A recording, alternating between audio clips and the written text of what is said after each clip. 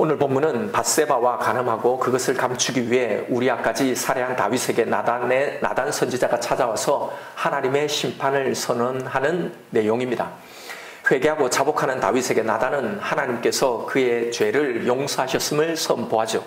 그러나 용서는 하셨지만 이 일로 인해 밧세바와 불륜으로 낳은 이 아들은 반드시 죽게 될 거라는 선고를 받게 됩니다. 여기서 우리가 주목해 볼 부분은요, 분명히 13절에서 하나님은 다윗의 죄를 사하셨다라고 선언하셨습니다. 13절을 보면 다윗이 나단에게 이르되 내가 여호와께 죄를 범하였노라 하며 나단이 다윗에게 말하되 여호와께서도 당신의 죄를 사하셨나니 당신이 죽지 아니하려니와. 자, 그런데 14절에는 앞에 용서는 했지만 그러나 다윗이 낳은 이 아이는 반드시 죽었다고 말씀하시는 대목입니다. 14절 끝에 그러나 혹은 다만이라는 말이 있어요. 본문에 다만 이 일로 말미암아 여호와의 원수가 크게 비방할 거리를 얻게 하였으니 당신이 낳은 아이가 반드시 죽으리이다. 우리는 이 사건을 어떻게 해석하고 적용해야 할까요? 이 이야기를 통해 하나님은 무슨 메시지를 전달하려고 하시는 걸까 말입니다. 내가 용서는 해주겠지만 그러나 너희는 이렇게 너희가 범한 그 모든 죄의 대가는 반드시 치러야 한다라는 경고로 이 이야기를 기록했을까요? 표면적으로 보면 그렇게 보입니다. 용서는 해주셨지만 아이는 이렇게 죽이시니까요. 그래서 우리는 다윗의 이 아기가 죽는 이 이야기를 다윗이 자신의 이 범죄로 인해서 받은 그 형벌로 이해하고 넘어갑니다. 이렇게 죄의 대가가 무섭고 어떻게 해서든지 우리가 지은 이 죄의 대가를 다 지게 될 것이니 이 죄를 두려워하며 짓지 말자, 이 정도로 우리는 적용을 하지요. 그런데 여러분, 만약 이 이야기가 이걸 우리에게 교훈하기 위해서 기록한 것이라면 그러면 우리는 우리가 받은 이 용서와 우리가 받은 이 구원에 대해서 매우 심각한 질문을 던져야 합니다. 하나님이 우리에게 주시는 이 용서, 우리가 받은 이 용서는 과연 어떤 것인가 하는 겁니다. 우리가 지은 죄의 대가를 어떤 식으로든지 우리가 다 져야 한다면 이 용서는 과연 무엇에 대한 용서일까요?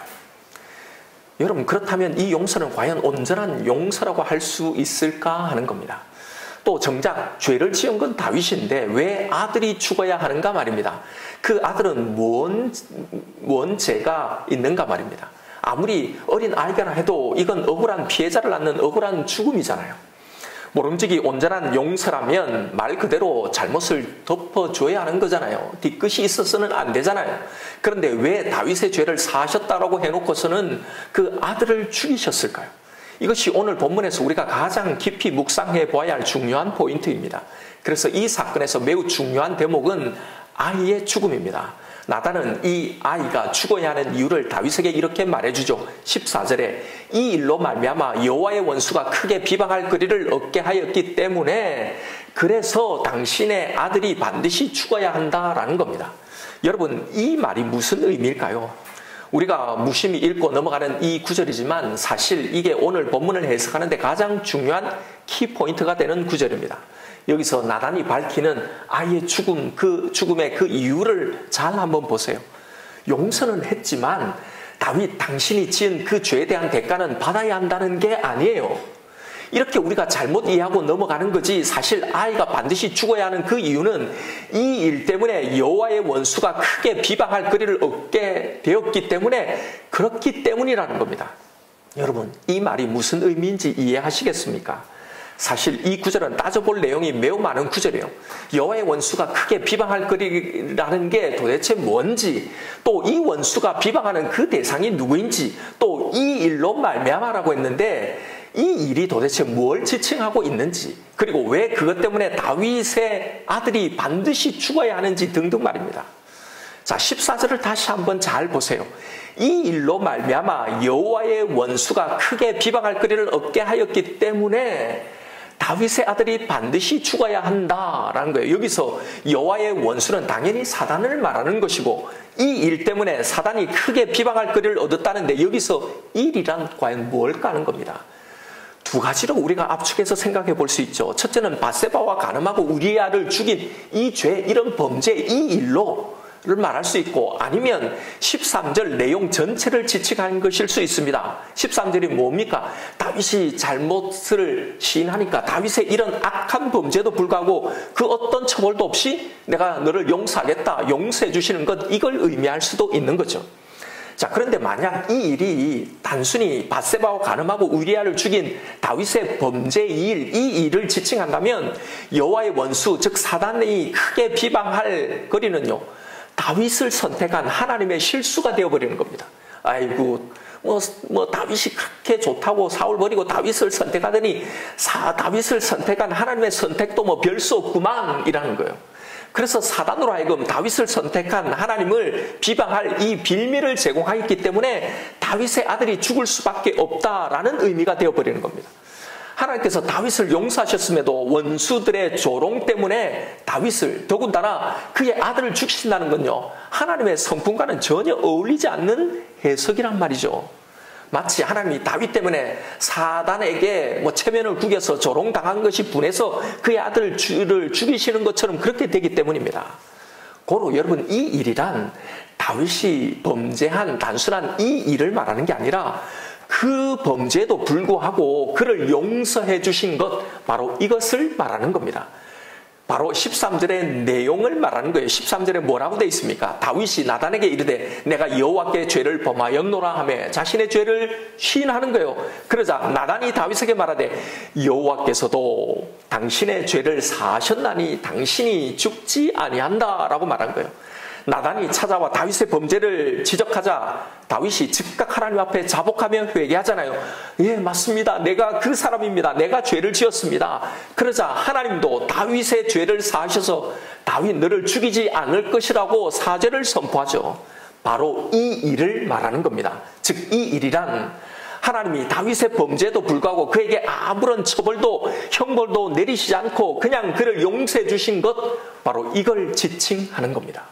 바로 이 일이 여호와의 원수, 즉 사단이 크게 비방할 거리가 되었다는 겁니다. 그럼 뭘 비방한다는 건가요, 사단이요? 바로 하나님의 용서를 비방하는 거예요. 그분의 이 사랑에 대한 비방, 이 조롱인 겁니다. 율법을 만드신 하나님에 대한 조롱이란 말이에요. 아니, 그렇게 다 용서해 줄 거면 뭐하러 그렇게 구약에 이렇게 애써서 율법을 만들고 이걸 약속했냐 말이죠. 당신이 만든 율법에 뭐라고 했냐? 죄를 지으면 반드시 죽는다고 하지 않았냐? 그렇다면 간음하고 살인한 다윗은 그 율법에서 당신이 정한 그대로 그는 반드시 죽어야 하지 않냐? 이게 당신의 약속, 당신의 정한 법칙 아니냐? 그런데 내가 잘못했다라는 말 한마디 했다고 이렇게 다 용서해 준다면, 그렇게 다 용서해 주는 게 이게 하나님 당신의 공이냐? 이게 거룩이냐? 라는 비방 말입니다. 바로 하나님이 다윗에게 준 이 용서가 사단으로 하여금 비방거리를 제공하게 되었다는 겁니다. 그래서 바로 이 비방거리 때문에 이 비방이 사실이 아니라는 걸, 사단의 비방이 사실이 아니라는 걸 증명하기 위해서 당신이 다윗에게 하신 이 용서가 어떤 것인지를 알게 하기 위해서, 그래서 다윗 너는 내가 용서하지만 너의 아들은 반드시 죽어야 한다는 겁니다. 왜요? 하나님은 이 아들의 죽음을 통해 사단의 이 비방에 대해서 반박하시는 겁니다. 다윗을 향한 내 용서는 사단 네가 비방하는 것처럼 그냥 잘못했다고 말만 하면 무조건 오케이, 그래, 괜찮아, 됐어, 다 용서해 주는 게 아니다. 내가 그에게 한 용서는 내가 맹세하고 내가 만든 율법을 어기는 그런 용서가 아니다. 바로 그 율법대로, 내가 약속한 그 율법대로, 그 죄의 형벌 그대로, 그 율법에서 내가 정한 그대로 죽음으로 용서의 값을 지불한 그 용서다라는 겁니다. 그래서 다윗 대신에 그의 아들을 죽이시는 겁니다. 여러분 잘 한번 보십시오. 이 이야기가 무슨 이야기인지 감이 잡히시나요? 왜 다윗에게 분명 사죄의 선언을 하셔놓고는 너는 죽지 않을 거라고 말씀하셔놓고는 왜 아들을 반드시 죽이신다고 하셨는지 그 이유가 느껴지십니까? 다윗이 받은 용서, 우리가 받은 이 용서는 하나님 내가 잘못했어요. 나는 죄인이요. 죄를 지었어요. 그냥 잘못했다고 말 한마디로 회개 한번 한다고 미안하다고 진심으로 후회한다고 용서가 된 게 아니라는 겁니다.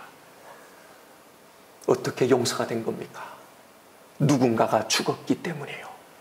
내 대신에 누군가가 내 죄에 대한 형벌을 받았기 때문에 받은 용서라는 겁니다.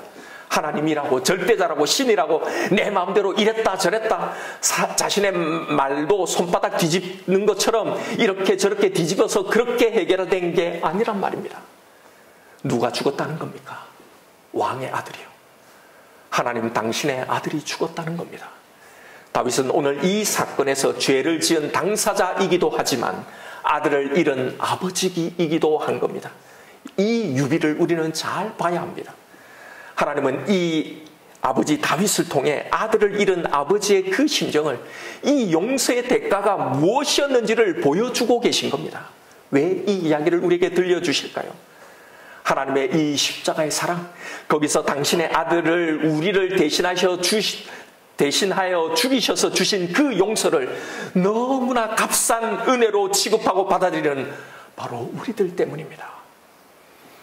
그저 믿는다고 말 한마디 하면, 잘못했다고만 고백하면 다 용서해 주시기, 우리가 받은 이 용서를 뭐 그리 대단한 것도 아닌 것으로 치부하기 때문입니다.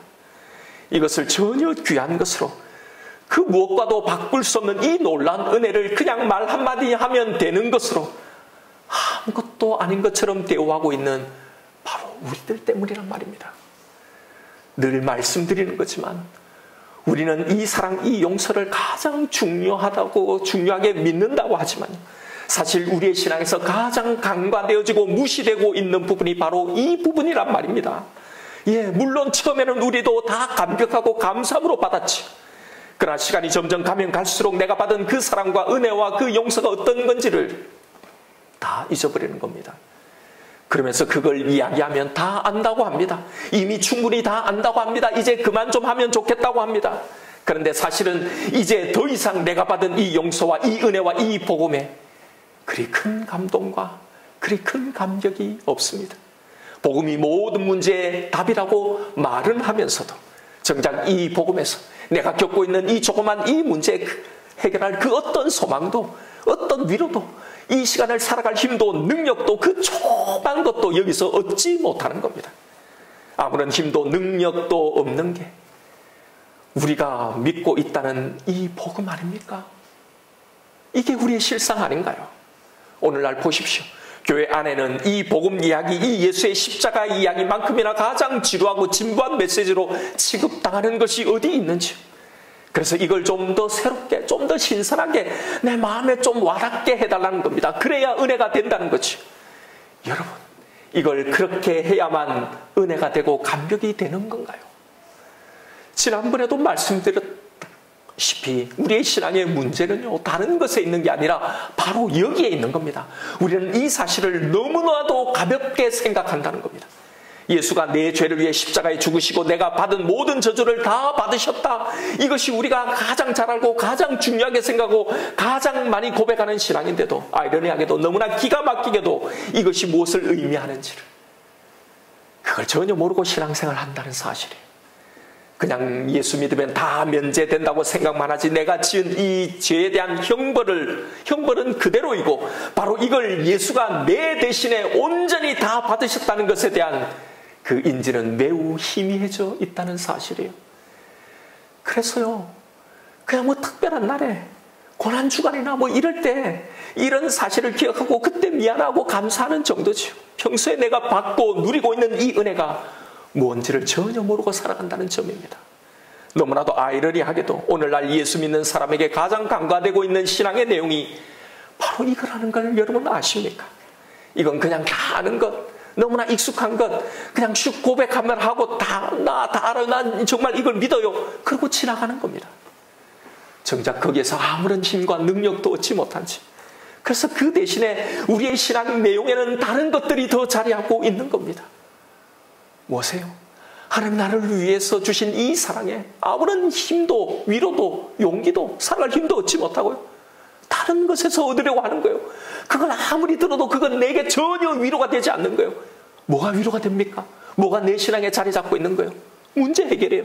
이 문제가 조금 해결이 되면, 조금 상황이 나아지면, 그래서 그걸 열심히 기도하고 하나님 나를 이렇게 사랑하신다고 그렇게 말씀하시는데도 이것이 너에게 진짜 능력이고 하나님을 기뻐하는 것이 너의 힘이라고 이야기하는데도 그 말씀에 아무런 힘도 능력도 얻지 못하는 거예요. 내가 겪고 있는 이 문제. 그러니 하나님 제발 좀 이걸 좀 더 해결해 주십시오. 간절히 기도하면 하나님이 응답해 주실 것이다. 하나님 앞에 보좌를 움직이는 기도를 하면, 하나님의 더 큰 헌신을 하면 이걸 해결해 줄 거다. 이런 신앙만 있단 말입니다. 이런 것들을 신앙인 것으로, 이런 것들을 예수 믿는 복인 것처럼 여러분 누가 만들어가는지 아십니까? 사단이에요. 사단은 우리가 받은 이 복을 제대로 보지 못하도록, 그 가치를 제대로 알지 못하도록, 그래서 그걸 전혀 누리지 못하며 살아가도록, 그렇게 예수를 믿도록, 그렇게 예수를 믿는 것처럼 착각하도록 우리를 속이는 겁니다. 이게 사단이 믿는 자에게 하는 진짜 공격인 겁니다. 우리를 더 힘들게 하고 어렵게 하는 이게 아니에요. 결코 사단은 우리를 건들지 못합니다. 하나님은 이 사건을 통해 자신의 용서를 조롱하고 있는 이 사단과 이 세상을 향해 이것이 뭐 그리 대단한 것인지를 전혀 모르고 알려고도 하지 않고 다른 것에 더 관심이 가 있는 당신의 백성들에게 외치고 계신 겁니다. 너희들이 그렇게 취급하는, 내가 너를 용서하기 위해 지불한 그 대가가 무언지를 너는 아느냐? 너를 향한 나의 용서는 값싼 은혜, 아무렇게 취급해도 되는 신이니까 그냥 말 한마디로 내가 용서해준 그런 용서가 아니다. 네가 받은 내 용서는 내 아들을 죽이는 그 고통의 대가가 있는 용서다라는 걸 말하고 계신 겁니다. 16절을 한번 보십시오. 다윗이 그 아이를 위하여 하나님께 간구하되 다윗이 금식하고 안에 들어가서 밤새도록 땅에 엎드렸어. 그 집의 늙은 자들이 그 곁에 서서 다윗을 땅에서 일으키려 하되 왕이 듣지 아니하고 그들과 더불어 먹지도 아니하더라. 이래 만에 그 아이가 죽으니라.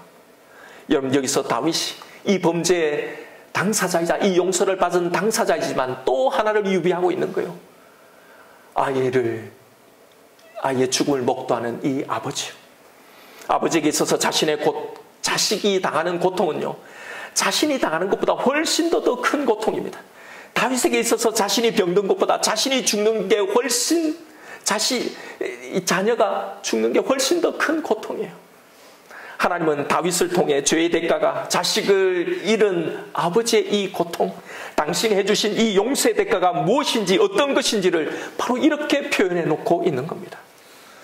아들 예수의 십자가는 당신 자신이 죽으시는 것보다 더 큰 고통이었단 말입니다. 그냥 말 한마디로 주어진 용서가 아니었단 말이에요. 여기에 이래 만에 이 아들이 죽었다고 했습니다. 이 일에 7일 동안 다윗은 죽을 만큼 고통을 당한 겁니다. 아무것도 먹지도 마시지도 못하는 이 고통 말입니다. 여러분, 왜 하나님이 이 아이를 죽이시겠다고 해놓고는 금방 그냥 죽이시지 않고 이래 만에 데려가셨을까를 생각해 보셨습니까? 이 일에 7일요. 7일은요, 완전하고 꽉 찬 고통이었단 말입니다. 가득 찬, 더 이상 채울래야 채울 수 없을 만큼 가득 찬 그 고통이었단 말입니다. 이 아버지 다윗을 통해서 우리에게 베푸신 하나님 자신의 용서가 어떤 것인지를 보여주고 계신 겁니다. 우리는 예수의 십자가의 고통은 잘 알지만, 그러나 그런 아들을 바라보고 있는 하나님 아버지의 고통은 잘 주목하지 못합니다. 아들 예수의 고통보다 더한 고통이었다는 사실을 아시나요? 바로 이걸 보여주는 겁니다. 여러분, 우리가 받은 용서가 바로 이런 거란 말이에요. 하나님이 우리에게 주신 이 용서가 바로 이런 거란 말입니다. 하나님이니까, 신이니까 아프지도 괴롭지도 않는, 전혀 불편함이 없는, 아무런 부담감 없이 그냥 베푼 그 호의가 아니란 말입니다. 그런데 정작 이런 용서와 사랑을 받은 당신의 백성들은 이것에 대한 감격과 인식이 없는 겁니다. 이렇게 당신의 백성에게 취급당하고 있는 하나님의 사랑을 사단은 지금 비방하고 조롱하는 겁니다. 보십시오, 하나님. 당신이 그렇게 용서를, 그 사랑을, 은혜를 베풀면 못합니까? 당신의 백성들은 그 은혜와 그 사랑을 하나도 귀한 것으로 여기지 않는데요. 당신이 아들을 죽이시면서까지 그들을 사랑해봤자, 아무리 내가 너희를 얼마나 사랑하는지 내 사랑을 증명하고 확정하기 위해 십자가에서 내 아들을 내어주었다고 해봤자, 정작 그들은 귓등으로도 그걸 안 듣고, 정작 그들의 관심은 다 다른 것에 가 있는 걸요. 여러분, 바로 이게 욥기에 나타난 하나님과 우리의 관계에 대한 사단의 조롱이었습니다. 거기서 사단은 욥과 하나님의 관계를 이렇게 조롱하고 비방하잖아요. 하나님, 욥이 괜히 하나님을 섬기겠습니까? 하나님이 잘 되게 하니까 믿지요. 기도하니까 뭐 복도 주고 재산도 늘어나고 하니까 그러니까 믿지요. 복음 때문에, 당신의 사랑 때문에 이렇게 믿는 줄 압니까? 세상 복 때문에 믿는 겁니다. 그들은 당신이 주신 그 사랑을 당신이 생각하는 만큼 그렇게 소중하고 귀한 것으로 생각하지 않습니다. 한번 쳐보십시오. 그에게 재산을 걷어가 보십시오. 당장 배신할걸요. 여러분, 욥기 1장 9절을 한번 보십시오. 사단이 여호와께 대답하여 이르되 욥이 어찌 까닭없이 하나님을 경외하니까? 주께서 그와 그의 집과 그의 모든 소유물을 울타리로 두르심 때문 아니니까? 주께서 그의 손으로 하는 바를 복되게 하사 그의 소유물이 땅에 넘치게 하셨음이니이다. 11절에 이제 주의 손을 펴서 그의 모든 소유물을 치소서. 그리하면 틀림없이 주를 향하여 욕하지 않겠나이까? 여러분, 이것이 사단의 복음에 대한 비방입니다. 그런데 여러분, 이 비방, 이 조롱, 이런 무시를 사단만 하는 걸까요? 사실 정말 하나님의 마음을 아프게 하는 조롱과 무시는 정작 우리가 하고 있는 건 아닐까 말입니다. 우리는 정말 우리가 받은 이 용서, 이 사랑이 어떻게 내게 임했는지 이 용서의 무게를 정말 잘 알고 있을까요? 그래서 이 사랑이 정말 나에게 힘이 되고 능력이 되고 소망이 되고 위로가 되고 있나요? 조금만 내 소유물을 치면, 조금만 내 건강을 치면, 내가 하고자 하는 일에 조금만 지장이 생기면, 조금만 내 삶이 어려워지고 힘들어지면, 조그마한 사건, 조그마한 변화에도 여기 사단의 말처럼 우리는 하나님을 향해 원망하고 하나님을 향해 삐지고 하나님을 향해 시험에 들고 욕하지 않나요? 그렇게 하나님의 사랑, 이 복음이, 내가 받은 이 은혜가 대단하다고 말하면서도 말입니다. 여러분, 우리가 받은 용서, 우리가 받은 이 구원이 어떤 건지를 알아야 합니다. 여기에 우리의 모든 것이 달려 있습니다. 우리의 신앙의 모든 것이 바로 여기에 달려 있는 거예요. 이걸 모르니 다른 것에 목말라고 늘 우리는 부족해하고 늘 불만족스럽고 섭섭하고 우울하고 불평 속에 예수를 믿는 신앙생활을 하는 것 아닐까요? 모든 우리의 삶의 문제, 신앙의 문제는 바로 여기에, 바로 이게 정립되지 않아서 발생을 하는 겁니다. 왜 성경이 이 이야기를 계속하고 있는지, 왜 이 이야기만을 하는지를 알아야 합니다. 내 신앙에, 내 삶의 문제가 있다면 여러분, 다른 것이 아니라 바로 이 부분을 해결해야 합니다. 우리는 바로 이걸 파야 합니다. 복음에 대한 나의 고백, 내가 받은 이 은혜, 이 복에 대한 나의 생각이 어떠한지를 깊이 살펴봐야 하는 겁니다. 내가 진짜 뭘 믿고 있는지, 나에게 참으로 기쁨이 되고 나에게 소망이 되고 살아갈 힘과 용기는 어디에서 오는지, 내가 지금 당장 죽고 싶지만 죽지 않고 그래도 이 삶을 살아가는 그 근거와 그 이유가 어디에 있는지를 살펴봐야 하는 거예요. 전에 한번 소개해드린 영화 이야기가 있어요. 모스트라는 영화예요. 체코 영화인데요. 이 이야기를 여러분 전에 제가 한번 말씀을 드렸는데 기억하실는지 모르겠습니다. 이 모스트라는 건요, 체코 말로 다리라는 말이에요. 이 영화의 주인공은 한 아이의 아버지입니다. 이 아버지가 하는 이 직업은요, 강을 가지르는 그 철도를 움직이는 일을 합니다. 다리를 들었다 또 내려놨다 하는 사람이요. 배가 지나갈 때는 다리를 올리고, 또 지나가고 난 다음에 기차가 올 때는 이 다리를 또 내려서 기차가 지나가게 하는 이 일을 하는 거예요. 하루는 어린 아들이 아빠가 일하는데 따라오고 싶다고 조르는 거예요. 그래서 데려갑니다. 아빠는 나중에 기차가 오면 이 다리를 내리는 이 일을 같이 한번 내 발을 한번 당겨보자라고 말합니다. 그동안 이 아이는 다리 밑에서 물고기를 놓고 이렇게 뛰어다니며 놀고 있어요. 그런데 배가 지나갑니다. 그래서 다리를 올렸어요. 그런데 아이가 보니까 배가 지나갈 쯤 저기 보니까 기차가 오는 겁니다. 아빠 하고 부르죠. 내 발을 빨리 내려서 다리를 내리라고. 근데 아빠는 이미 다 알고 있어요. 기차가 오고 있다는 걸. 근데 이 아이가 아빠가 모르는 줄 알고 자기가 한번 해보려고 내려가다가요, 그 톱니바퀴에 바에서 끼인 거예요. 아빠가 조정실에서 이걸 본 겁니다. 아무리 소리를 질러도 아이가 안 보이는 거예요. 근데 기차는 점점 다가오고 있는 겁니다. 그 순간 얼마나 많은 생각들이 지나갔을까요? 자신의 아이를 살리면 기차를 탄 수많은 사람들은 다 죽습니다. 그러나 그들을 살리면 자신의 아들이 죽는 거예요. 그 짧은 순간 고통으로 울부짖으면서요, 어떻게 그 마음을 다 표현할 수 없는 그 일그러진 그 표정으로 결국 그 레바를 마지막 순간에 내리는 거예요. 다리가 내려오고 기차는 무사히 지나가고, 그 기차가 지나가는 그 자리에 그 기차를 보며 오열을 하는 장면이에요. 오해라는 그 아버지의 모습과 함께 기차가 슬로우 모션으로 지나가는 그 장면을 담은 겁니다. 영화는 그 기차 안에 지금 무슨 일이 일어나고 있는지 아무것도 모르는 기차 안에 있는 많은 사람들의 모습을 담아내고 있어요.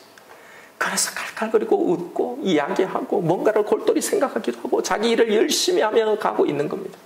화장을 고치는 사람도 있고 자기의 무릎에 앉아서 아이를 사랑스럽게 쓰다듬며 바라보고 있는 부모도 있고 사랑하는 연인끼리 손을 잡고 포옹하고 키스하는 장면들, 멍하니 창문을 바라보면서 뭔가를 생각하는 그런 사람들도, 지금 자기에게 무슨 일이 일어나는지를 전혀 모른 채 자기가 어떻게 지금 이 시간을, 이 순간을 받았는지를, 누구의 희생이 있었는지를, 자신의 전부인 이 아들 대신에 자신을 선택한 이 한 아버지의 절규와 고통을 도무지 모른 채 그 아버지의 그 오열과 그 통곡, 그 장면과 그들의 모습이 싹 스치고 지나가는 거예요.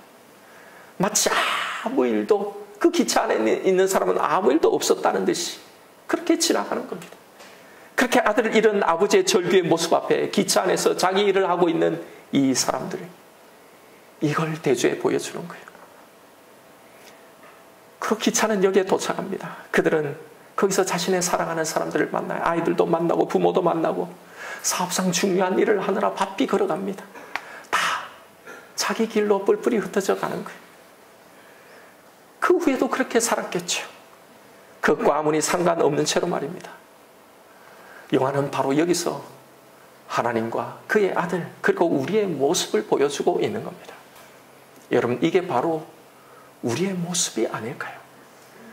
나를 위해 어떤 일이 벌어졌는지 전혀 모른 채 내가 지금 이 시간, 이 삶을 어떻게 받았는지를 전혀 모른 채, 아니 우리는 알고도 있으면서도 내가 받은 그 사랑을 너무나 가치없이 취급하며 살아가고 있지 않는가 말입니다. 여러분, 우리는 우리가 받은 이 용서, 이 사랑이 뭔지를 알아야 합니다. 하나님 아버지의 가득한 고통이었습니다. 더 채울 수 없을 만큼 가득한 고통이었어요. 하나님이라서 아무렇지도 않은 그런 고통이 아니었습니다. 여기에 자녀가 있는 부모들에게 물어보겠습니다. 세상을 다 준다 해도, 억만금을 준다 해도 자식과 바꾸고 싶은 게 있습니까? 하나님 아버지는 이 고통을 더 채울 수 없을 만큼 당하시며 우리에게 아들을 주신 겁니다. 그런데도 왜 이 사랑으로 충분하지 않나요? 너를 향한 내 의지가, 내 사랑이 이런 거라고 이 십자가의 사건으로 한번 확인해 보라고 하셨는데, 이런 내 사랑을 이 세상 그 어떤 것으로도 끊을 수 없다고 하시면서 이렇게 하셨는데 왜 이 사랑이면 다 되지 않나요? 왜 다른 것이 우리는 더 필요하다고 말하나요? 하나님이 우리에게 생색내기를 이런 게 아니잖아요. 우리를 향한 하나님의 그 사랑의 무게, 이 속에 담긴 하나님을 향한 그 당신의 의지를 알아야 내가 받은 이 사랑의 가치를 알게 되기 때문입니다. 그래야 바로 여기서 세상이 줄 수 없는 진짜 참 평안, 그 평강, 그 안식, 그 행복을 우리는 누릴 수 있기 때문입니다. 그 능력을 그제서야 맛볼 수 있기 때문입니다. 당신의 하나뿐인 아들을 죽이시면서까지 다 내어주신 분이 무엇이 아깝겠냐 말입니다. 그 은혜의 가치를 모르게 우리는 다른 것을 더 귀한 것으로 여기고 그것을 목매달고 그걸 구하고 가는 겁니다. 그러니 이것으로도 충분하지 않고 이것 말고 다른 것이 더 필요한 겁니다. 조금만 어려워도, 조금만 문제가 생겨도 이 사랑을, 당신의 이 의지를 우리는 의심하고 믿지 못하는 겁니다. 바로 이것이 원수의 비방이 되는 겁니다. 십자가에 대한 감격, 그 용서에 대한 감격, 그 은혜에 대한 감사가 없이 사는 것이 이 십자가의 능력에서 아무런 힘도, 그 어떤 위로도, 그 어떤 소망도 받지 못하는 것이 하나님을, 그 은혜를 업신여기는 것이라는 걸 알아야 합니다. 여러분, 도대체 무엇을 더 우리에게 보여줘야, 당신의 아들을 말고 뭘 더 줘야 우리가 이 사랑을 믿을 수 있을까요? 우리가 이것으로 망하지 않는다는 걸, 이 문제로 내가 영원히 내 운명이 결정되지 않는다는 것, 그걸 도대체 언제쯤 뭘 보여줘야 그제서야 우리가 이해하고 믿을 수 있을까요? 하나님은 당신의 모든 걸 다 보여주셨는데 그 하나님 앞에 뭘 더 구하냐 말입니다.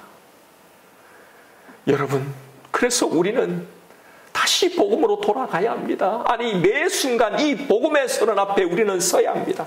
내 마음이 두려움에 잠식될 때마다 내 삶과 내 인생을 포기하고 싶고 내려놓고 싶을 때마다 내가 한없이 초라해지고 나를 짓누르는 고통스러운 문제들 앞에서 우울하고 불안한 내 감정의 소용돌이 속에서 다른 것이 아니라 우리는 이 하나님 아버지의 사랑을 붙들어야 하는 겁니다. 이것만이 답이 되는 겁니다. 그때마다 나를 위해 하나님이 무엇을 주셨는지를 계속 선포하십시오. 나를 향해 선포하십시오. 그 문제를 향해 선포하십시오. 내가 얻은 구원이 어떻게 해서 얻은 구원인지, 그걸 통해 우리에게 뭘 약속하고 뭘 보여주셨는지, 나의 죄에 대한 용서의 대가는 결코 값싼 것이 아닙니다. 당신의 아들 예수 그리스도의 피값이었어. 나를 대신해서 죽으신 그 죽음의 대가로 내가 용서를 받은 겁니다. 이것이 우리가 받은 용서와 그 사랑의 크기입니다. 이것이 그 능력인 겁니다. 우리가 이 모든 걸 넉넉히 이기고 나아갈 힘과 원천이 그래서 바로 여기에서 나오는 겁니다. 그래서 우리는 이 문제를 해결해야 합니다. 이것이 우리의 신앙에, 우리의 마음에 정립해 있어야 합니다. 이 사랑이 나를 지금 이 문제, 이 시간, 이 상황 속에서도 지켜주심을요, 우리는 이 하나님의 사랑, 이 보호하심 속에 영원히 살아가는 겁니다. 우리의 신앙의 내용, 우리의 믿음의 내용이 바로 이것 아닙니까? 우리가 믿는다고 하는 것이 이것 아닙니까? 이걸 믿지 않으면 도대체 우리가 뭘 믿는다는 겁니까? 여러분, 이 사랑을 제발 아십시다. 이 가치를 정말로 아십시다. 여기에 모인 여러분만이라도 이 사랑을 알고 믿고 나아가십시다. 그래서 이것을 정말 가장 귀한 것으로 여기십시다. 다른 것은 없어도 이것만 있으면 되는 이 능력을 소유하십시다. 여기에서 정말 살아갈 힘과 그 용기와 그 위로와 그것을 얻으며 살아가십시다. 여러분, 다른 것으로 해결되지 않아요. 지금 문제가 해결되고 또 되어도요, 여러분, 또 다른 문제가 오면 또 이런 염려, 이런 걱정, 이런 두려움, 불안, 우울 반복하게 될 겁니다. 그래서 문제 해결되는 게 중요한 게 아니라 바로 여기서 이 하나님의 사랑에 대한 내 믿음, 내 확신, 이것을 확고히 하고 이걸 해결해야 하는 겁니다. 결코 내 두려움처럼 그렇게 되지 않는다는 걸 이제 확인하세요. 여기에서도 견디고 이기고 지나가게 하신다는 걸요. 내가 이걸 믿지 못하고 염려만 하고 그동안 근심만 하며 이 시간을 허비하며 살아왔다는 걸 확인하십시오. 그리고 이제부터는 정말 이 사랑을 믿고 누리기로 작정하는 겁니다. 하나님, 당신의 그 사랑, 그 하나로 나는 충분해요. 정말 내 평생 이 하나로 충분합니다라는 이 고백, 이 믿음으로 살아가십시다. 그리고 진짜 이 사랑의 힘, 이 사랑의 능력을 누리며 살아가십시다. 이것이 이 용서, 이 사랑을 받은 자, 이것을 진심으로 믿는 자의 모습입니다. 이렇게 지금의 이 상황이 어떠하든지 하나님 아버지의 이 사랑을 이제 참으로 신뢰하고 누리며 살아가시는 저와 여러분 우리가 되기를 주님의 이름으로 축원드립니다. 이 시간 오늘 주신 말씀 붙들고 기도하십시다. 여러분, 주님을 향한 내 사랑과 그 신뢰가 어느 순간 점점 사그러져 갑니까?